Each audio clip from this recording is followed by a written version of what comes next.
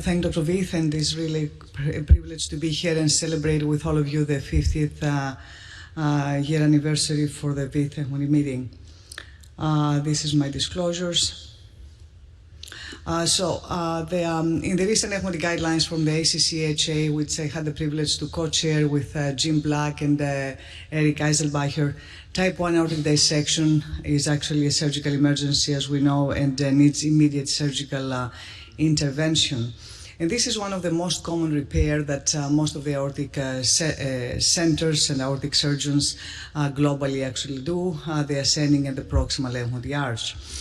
In the recent 2021 consensus ECMO statement with the use of when we use a stent, we can see here that is a 2A recommendation is that we can delay the proximal repair, the ascending aorta, until a definite treatment of mesenteric malperfusion is taking place, and how we take care of that with descending TVAR, fenestration, and branch ECMO stenting.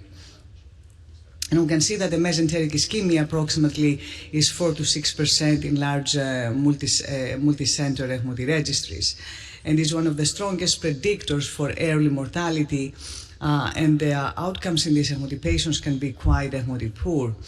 But among ECMO cardiovascular surgeons, it's fair there is a lot of debate about what exactly we need, when exactly we need to intervene and how.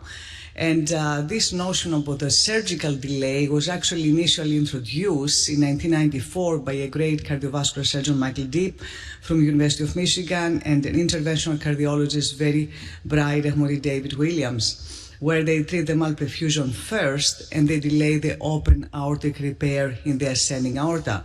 That was their later ECMO experience, 135 ECMO patients, where they treated up front with endovascular reperfusion, fenestration, and stenting. And these patients had the mortality in these patients was significantly decreased from the aortic rupture, from the aortic ECMO rupture.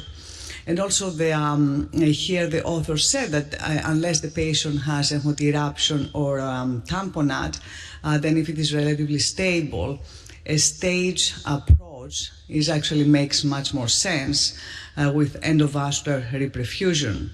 And this is the 20-year experience from University of Michigan, where they actually mention how they do their technique.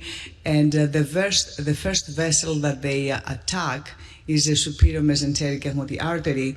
And actually they found that the patients who survived that initial ECMO insult, where they end up having the proximal repair, the overall mortality in these patients is much actually better.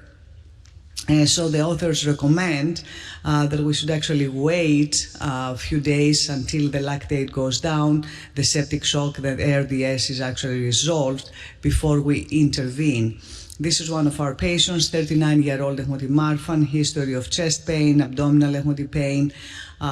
Initially the lactic was high, white count were high. We suspected visceral malperfusion, so we decided to proceed to the operating room for a TVAR petticoat first-line ECMO approach.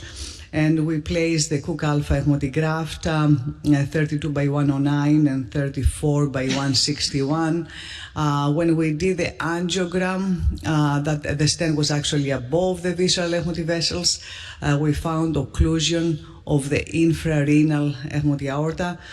Then we proceeded and we placed the Cook dissection ECMO system all the way down to the visceral ECMO vessels, and then we found that the visceral vessels was actually perfused ECMO well. This is a CT ECMO post-operatively. We waited a few days, the lactic acid went down, and then we took the patient post-op day 6 to the operating room for ascending proximal arch and bent ECMO repair. And we do think that the petticoat strategy as a first-line approach in patients that they do have the visceral ECMO malperfusion can be life ECMO saving.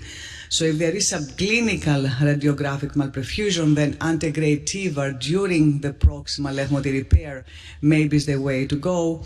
But if there is advanced malperfusion, then the two strategies is a TVAR or endovascular fenestration and stenting. But we do think that the most reproducible approach is a TVAR, and if we do need to do the stenting and the fenestrations, then we can do ECMO afterwards. Again, I want to thank you for this kind invitation.